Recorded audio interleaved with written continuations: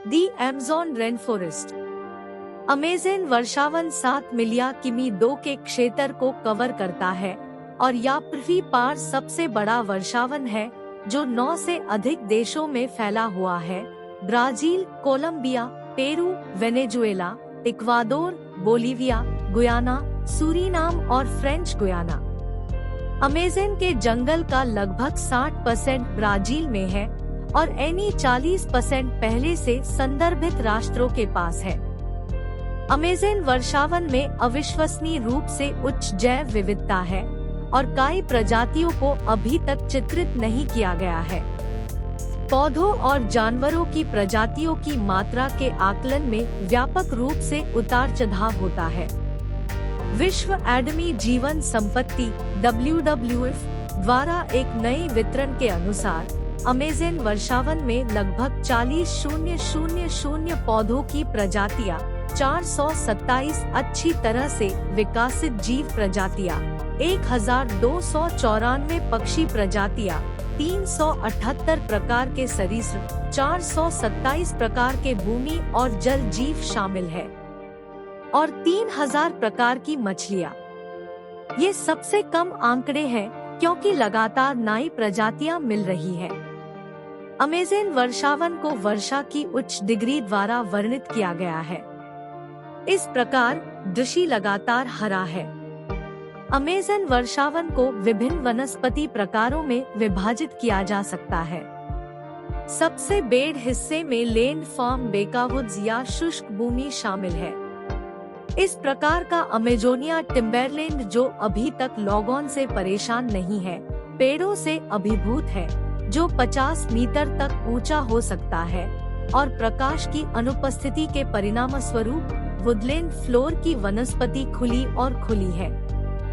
भूमि frame के अलावा Amazonia झील में 2 प्रकार के बैकवुड है जो कभी कभी विसर्जित होते हैं, इगापो वुडलैंड और वर्जिया टिम्बरलैंड।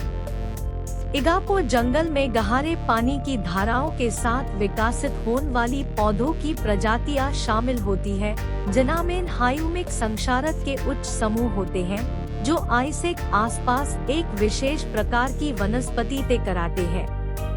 वार्जिया जंगल सैफ्ट पानी की धाराओं के साथ विकसित होते हैं जो ज्वालामुखी एंडीज पर्वत से उपयोगी अवशेषों को लाते हैं और अमेजोनिया की प्रजातियों की विविधता का सबसे उल्लेखनीय अभिसरण है। अमेज़न वर्षावन के लिए वनों की कटाई मुख्य खतरा है। वनों की कटाई का बड़ा हिस्सा अवैध रूप से होता है और बड़ी दूरी तय कराने के कारण ब्राजील सरकार को अमेज़न बॉल में नियमन की स्थिति को लागू कराने में भारी परेशानी होती है। अमेज़न वर्षावन को वनों की कटाई से बचाने में चुनौतियों के कारण महत्वपूर्ण यौगिक और जैविक डेटा का अपरिवर्तनीय नुकसान होता है, जो इस जंगली विरासत पर जानकारी के लिए प्रमुख है और आइसेक परिणामस्वरूप आइसेक संरक्षण और प्रबंधनीय उपायों के लिए। उदाहरण के लिए इस झील में पौधों की पर्याप्त विविधता नई दवाओं को उगाने में सहायक प्राकृतिक मिश्रणों का एक मजबूत स्रोत है। महासागर के नीचे, क्या आपको पता था कि समुद्र में 1,000,000 से अधिक विभिन्न जीवित प्रजातियां हैं? आइसेक अलावा शोधकर्ताओं का अनुमान है कि लाखों अतिरिक्त प्रयास हो सकते हैं और हो सकते हैं जो उन्हें इस बिंदु पार नहीं माइल है।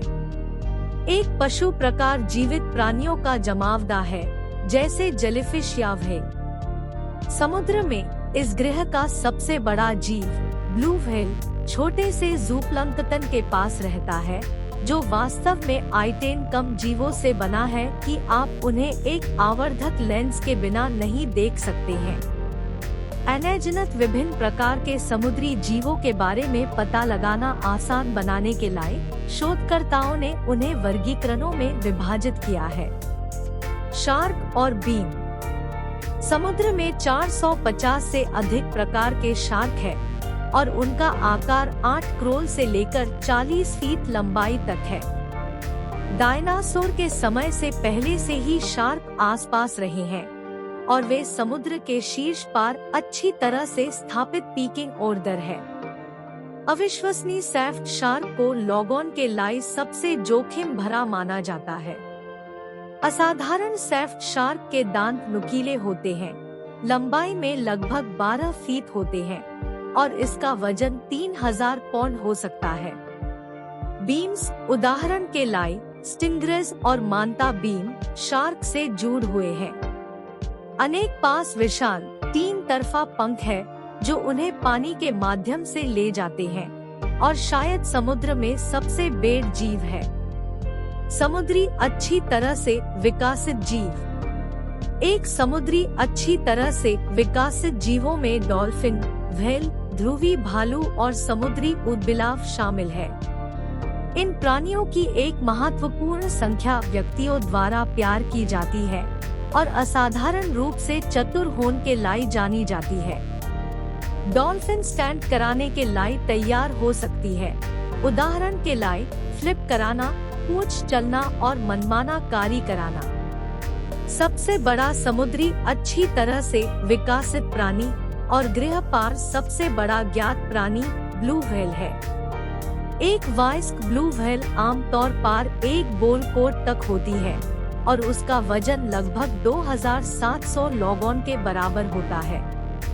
दूरस्थ समुद्री मछली ऐसी मछली होगी जो सूरज की रोशनी वाले सतह के पानी के नीचे के अंधेरे में रहती है, जो कि समुद्र के एपिपेलेजिक या फोटोनिक जोन के नीचे है।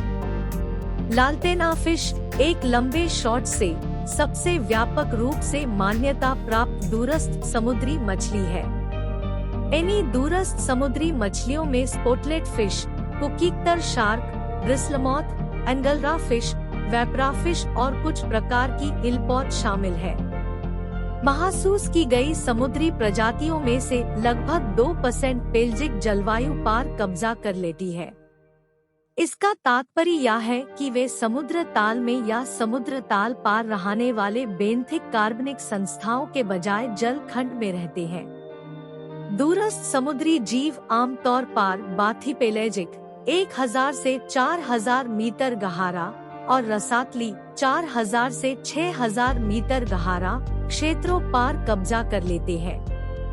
इसके बावजूद दूरस्थ महासागरीय जैविक तटवन की विशेषताएं, उदाहरण के लिए मेसोपेलेजिक 200 से 1000 मीटर गहरा क्षेत्र में भी बायोल्यूमिनेसेंस। महसूस की गई समुद्री प्रजातियों में से लगभग 2% पेल्जिक जलवायु पर कब्जा कर लेती हैं।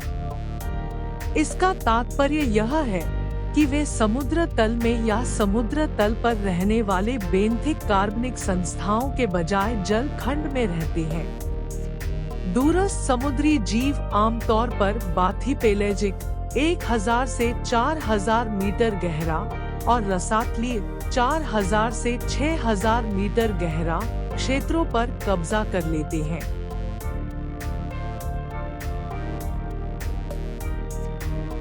इसके बावजूद दूरस्थ महासागरीय जैविक तत्वों की विशेषताएं, उदाहरण के लिए मेसोपेलेजिक 200 से 1000 मीटर गहरा क्षेत्र में भी बायोल्यूमिनेसेंस दिखाई देना चाहिए। मेसोपेलेजिक जोन डिस्फोटिक जोन है, यह महत्वहीन है, फिर भी वहां प्रकाश का मतलब है। ऑक्सीजन सबसे कम परत समुद्र में जगह के आधार पर 700 मीटर और 1000 मीटर की गहराई के करीब कहीं मौजूद है।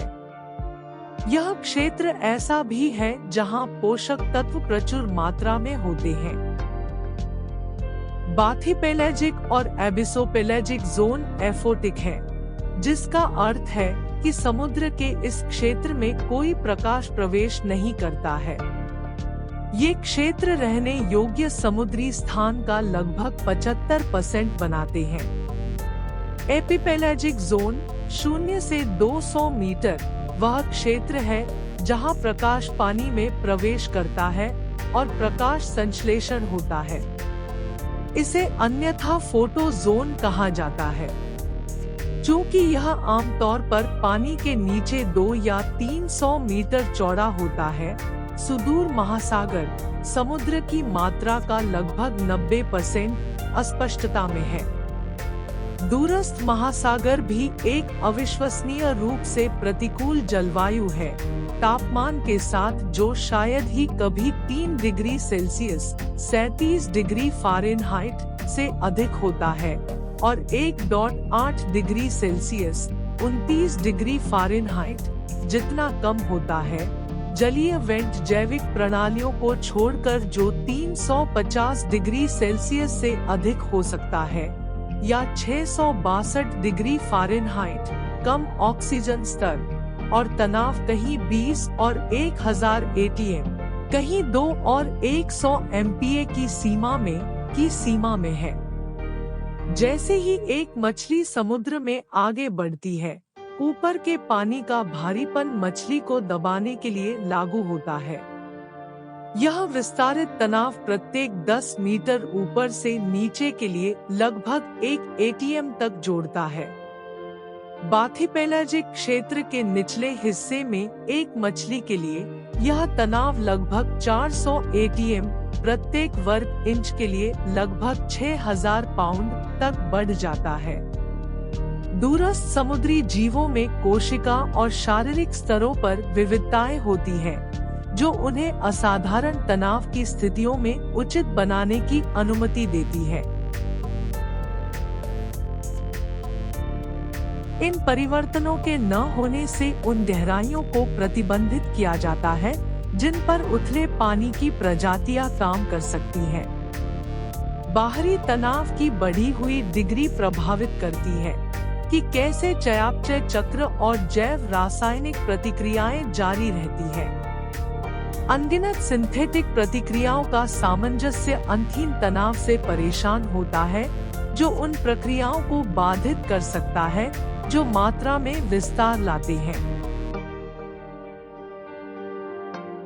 पानी कई कार्बनिक चक्रों का एक महत्वपूर्ण हिस्सा मात्रा परिवर्तन के लिए वास्तव में शक्तिहीन है, मुख्य रूप से इस तथ्य के प्रकाश में कि सेल तरल के घटक पानी की संरचना को प्रभावित करते हैं।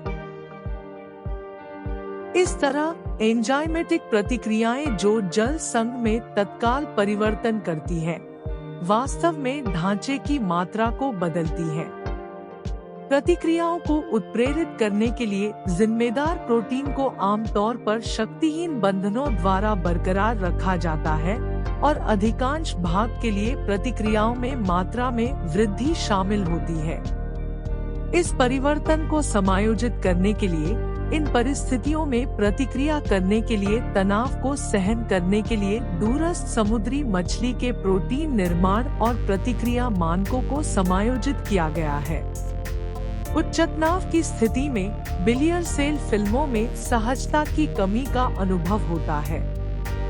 दूरस्थ महासागरीय कोशिका परतें अधिक मात्रा में असंतृप्त वसा वाले फॉस्फोलिपिड बाइलेयर्स का पक्ष लेती हैं, जो उनके समुद्र स्तर के भागीदारों की तुलना में अधिक आसानी का संकेत देता है।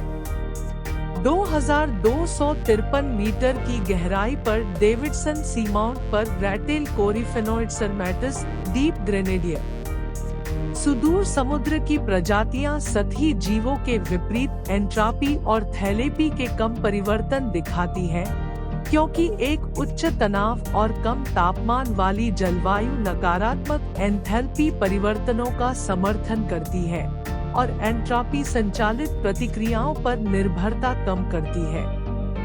एक प्राथमिक रुख से जिएक्टिन के तृतीयक निर्माण की वजह से दूरस्थ समुद्री मछली के गोलाकार प्रोटीन सतही मछली के विपरीत कुछ अनम्य है।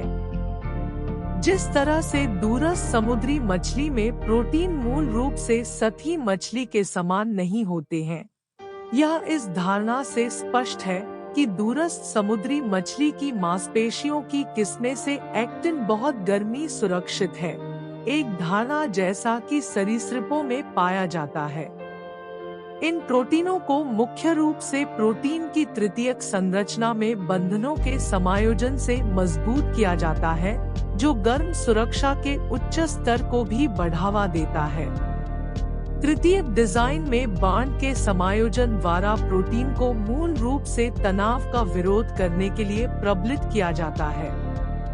इन पंक्तियों के साथ थर्मोफिलिक रेगिस्तानी सरीसृपों के उच्च आंतरिक ताप स्तर जैसे हिड्रोस्टैटिक तनाव की उच्च डिग्री असंतुलित प्रोटीन संरचनाओं का पक्ष लेती है। ना प्लस के प्लस एटीपीएस एक लिपोप्रोटीन यौगिक है जो ऑस्मोरेगुलेशन में एक अचूक भूमिका ग्रहण करता है और हाइड्रोस्टैटिक तनाव से सख्ती से प्रभावित होता है। ना प्लस के प्लस एटीपीएस की बाधा तनाव के कारण बढ़े हुए दबाव के कारण है। ना प्लस के प्लस एटीपीएस प्रतिक्रिया का दर प्रतिबंधित कदम प्रोटीन को शामिल करने वाली बाइलेयर में एक विस्तार को सक्रिय करता है और इसलिए मात्रा में विस्तार करता है। आयतन में विस्तार ना प्लस के प्लस एटीपीएस प्रतिक्रियाशीलता को उच्च तनावों के लिए शक्तिहीन बनाता है। इस तथ्य के बावजूद कि दूरस्थ समुद्री मछलियों के लिए गिल ऊतक के प्रति ग्राम ना प्लस के प्लस एटीपीएस क्रिया कम है, दूरस्थ महासागरीय मछलियों के ना प्लस के प्लस एटीपीएस अपने उथले पानी भागीदारों के विपरीत हाइड्रोस्टैटिक तनाव के लिए बहुत अधिक प्रतिरोध प्रदर्शित करते हैं। यह प्रजातियों सी एक्रोलेपिस लगभग 2000 मीटर गहरा और इसके हैडल पेलेजिक पार्टनर सी आर्मेटिस लगभग 4000 मीटर गहरा के बीच उदाहरण है, जहां सी आर्मेटिस के ना प्लस के प्लस एटीपीएस दबाव के प्रति काफी कम संवेदनशील है। ना प्लस के प्लस एटीपीएस के प्रोटीन और लिपिड अंशों में विविधताओं द्वारा तनाव से इस सुरक्षा को समझा जा सकता है।